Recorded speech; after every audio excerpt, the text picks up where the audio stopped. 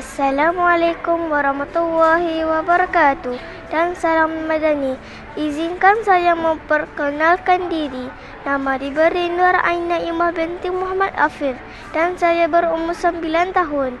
Saya belajar di Sekolah Kebangsaan Sri Tumpak 2. Kod sekolah saya ialah DBA 6357.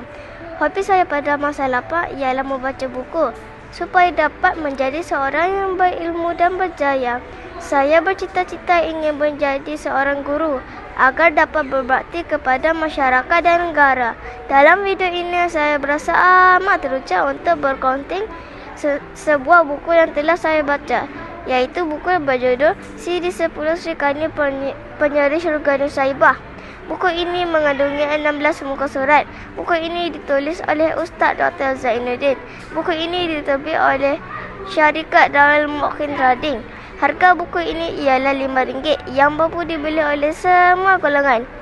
Buku ini mengisahkan tentang Nusaibah binti Ka'ab yang dikenali dengan panggilan Ummu Umbarah, berasal dari Bani Najjar, iaitu suku ibu Nabi Muhammad SAW, Aminah. Nusaibah adalah wanita Ansar terawal yang memeluk agama Islam. Nusaibah menyertai 2 peperangan, iaitu Perang Uhud dan Perang Yamamah.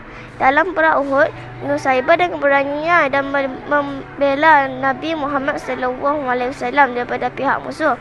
Perang kedua adalah Perang Yamamah yang disertai Nusaibah.